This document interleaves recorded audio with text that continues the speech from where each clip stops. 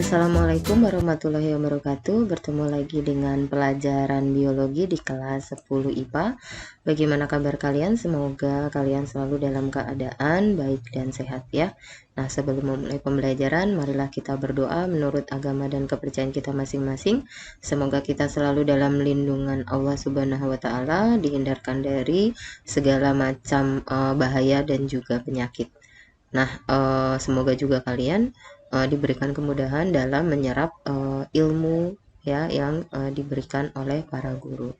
Oke, Ibu akan melanjutkan materi tentang plante atau tumbuhan.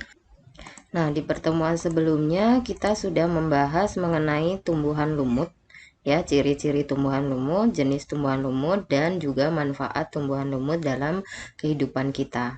Nah, pada pertemuan kali ini kita akan membahas tentang tumbuhan paku atau Pteridophyta.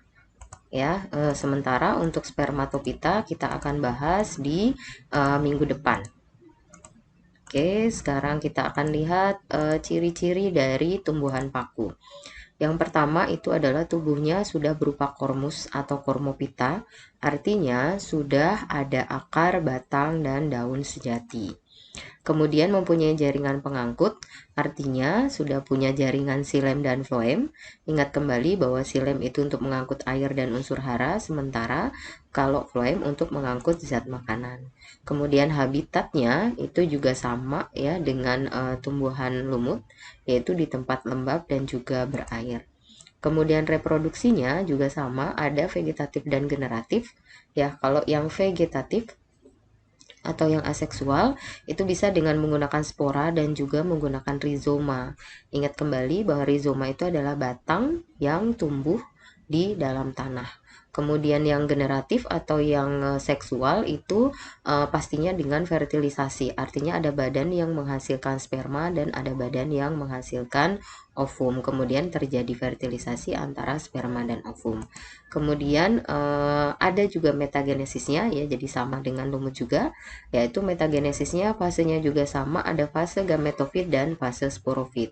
Ingat kembali, fase gametofit adalah fase di mana dia menghasilkan gamet, kemudian fase sporofit adalah fase di mana tumbuhan paku itu menghasilkan spora. Nah, kalau di tumbuhan lumut itu dominan itu dalam fase gametofit, sementara kalau di tumbuhan paku itu dominan dalam fase sporofit. Nah, ini adalah gambarnya ya. Jadi ada akar, ada batang, dan ada daun. Kemudian metagenesis dari tumbuhan paku. Nah, kita lihat ya. Kita sentralnya ada di tumbuhan paku ya. Nah, tumbuhan paku ya, bagian daunnya, karena ini contoh dia tumbuhan paku yang bagian daunnya menghasilkan spora. Kemudian spora itu kalau sudah tua akan pecah, ya kan? Nah, kemudian kalau dia sudah pecah, maka dia kalau dia jatuh di tempat yang cocok, maka dia akan berkecambah, ya, membentuk badan ya, seperti yang disebut dengan protalium. Nah, protalium ini dapat menghasilkan badan yang menghasilkan sperma dan ovum, yaitu antheridium menghasilkan badan yang menghasilkan sperma, archegonium adalah badan yang menghasilkan ovum, kemudian terjadi fertilisasi. Ya, terbentuklah zigot, terbentuk embrio, kemudian tumbuh menjadi tumbuhan paku kembali. Ya, ingat tahapan dari metagenesisnya ya. Ini adalah tahapan metagenesis dari paku homospora. Kemudian klasifikasi dari tumbuhan paku itu didasarkan pada morfologinya atau bentuk tubuhnya. Yang pertama ya, dia dibagi menjadi 4 ya, klasifikasi dari Pteridophyta. Yang pertama adalah Psilopitinae, paku purba. Kemudian yang kedua ada Lycopodinae, paku kawat. Kemudian yang ketiga adalah Equisetinae, paku ekor kuda. Yang keempat adalah Felicinae, yaitu paku sejati. Nah, kita akan bahas ciri-ciri dari Psilopitinae atau paku purba. Yang pertama, ya, termasuk ke dalam tumbuhan primitif karena masih mempunyai akar rhizoid. Jadi akarnya masih seperti akar pada lumut. Kemudian berdaun kecil atau bersisik. Kemudian batang bercabang dikotom, artinya bahwa dia percabangannya itu teratur ya. Jadi bercabang dua, bercabang dua, bercabang dua ya. Kemudian batangnya itu berwarna hijau karena mengandung klorofil, tidak mempunyai pembuluh angkut. Kemudian sporangium terletak pada ketiak. Nah, ini contoh percabangan dikotom. Kemudian ini adalah contoh dari paku purba, yaitu psilotum. Kemudian yang kuning-kuning ini adalah sporangiumnya. Ya, kemudian ini contoh yang lain, yaitu Rhinia. Kemudian kelompok yang kedua adalah Lycopodinae atau paku kawat. Ya, daunnya mirip sisik atau rambut yang tersusun spiral. Kemudian batang bercabang menggarpu, berbentuk seperti kawat batangnya ya, berwarna coklat tua atau agak kehitaman, karena itu disebutnya paku kawat. Sporangium terdapat pada sporofil yang tersusun pada suatu badan yang disebut dengan strobilus ya, berbentuk kerucut pada ujung batang. Nah, ini contohnya ya. Ini adalah Lycopodium. Kemudian contoh yang lain itu adalah Selaginella. Kemudian kelompok yang ketiga yaitu Equisetinae atau paku ekor kuda.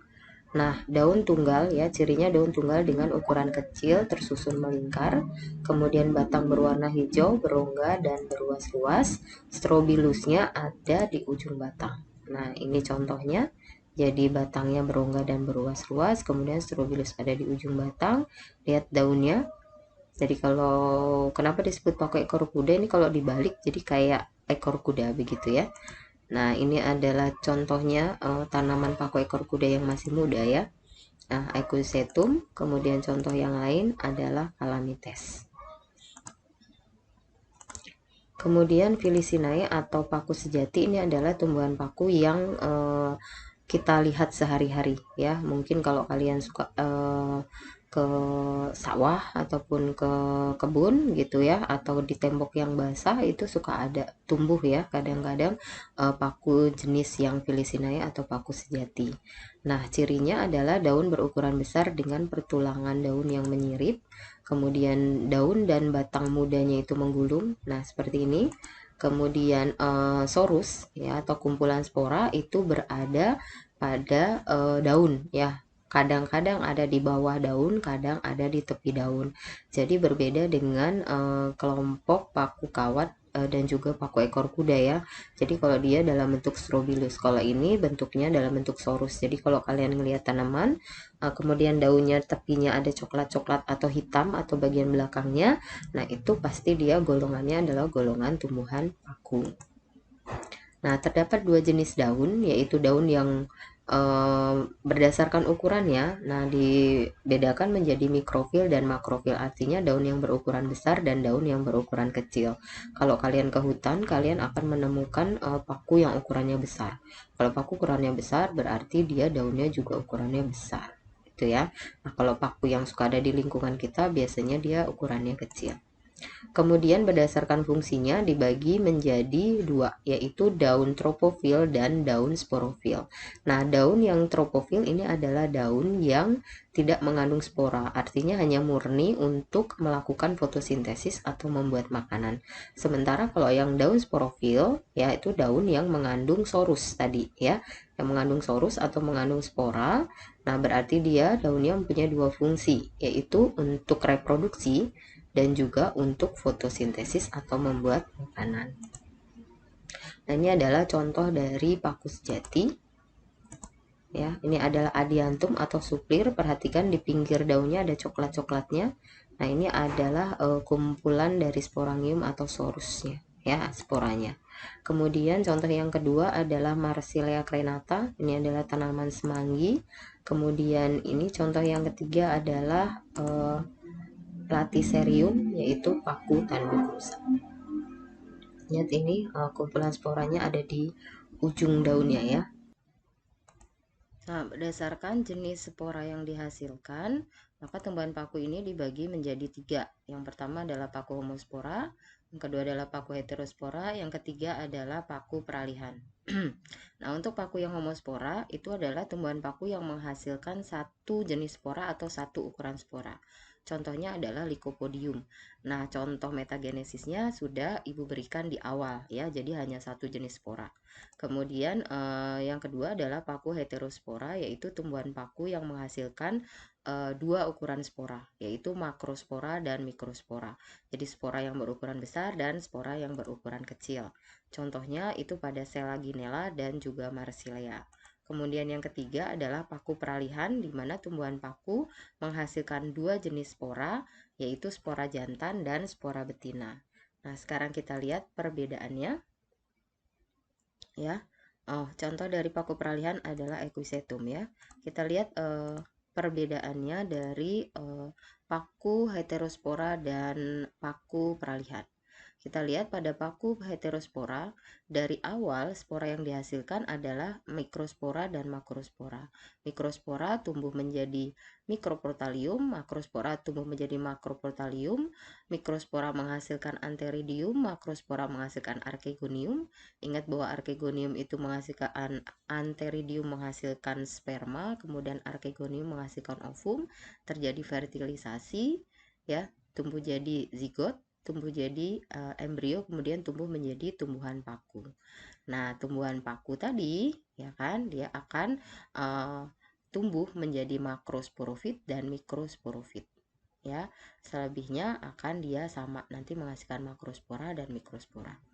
Kemudian paku peralihan ya, dari awal memang spora yang dihasilkan sudah spora jantan dan spora betina. Berarti ada protalium jantan, protalium betina.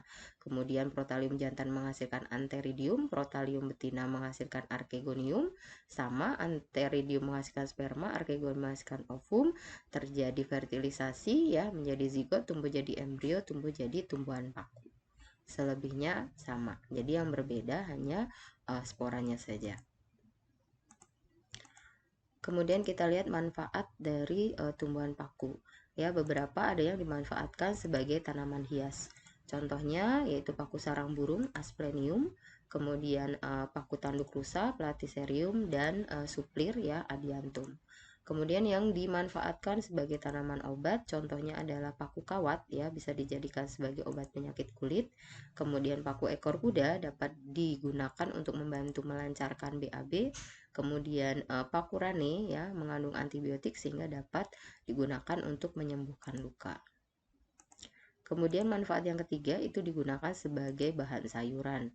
Contohnya itu adalah Marsilea atau semanggi, kemudian pakis sayur ya, nama latinnya adalah Dysplasium. Kemudian sebagai bahan pupuk, nah, contohnya adalah Azula pinnata, ini biasanya tumbuh di sawah bersimbiosis dengan Anabaena azolla ya, jenis alga biru. Ya, fungsinya adalah untuk mengikat N2 di udara untuk menyuburkan tanah. Jadi kalau kalian suka ke sawah, kemudian yang berair ya, kemudian ada tanaman yang mengambang di permukaan air, nah itu adalah jenisnya Azula pinnata. Nah, materi tumbuhan paku sampai di sini. Kalau ada yang mau ditanyakan, silakan kalian bertanya lewat WA Japri ataupun yang ada di grup, ataupun kalian boleh tanya melalui chat yang ada di e-learning. Karena ini dalam masa pandemi COVID-19, Ibu selalu mengingatkan jaga diri dan orang di sekitarmu dengan mentaati protokol kesehatan 5M. Terima kasih. Wassalamualaikum warahmatullahi wabarakatuh.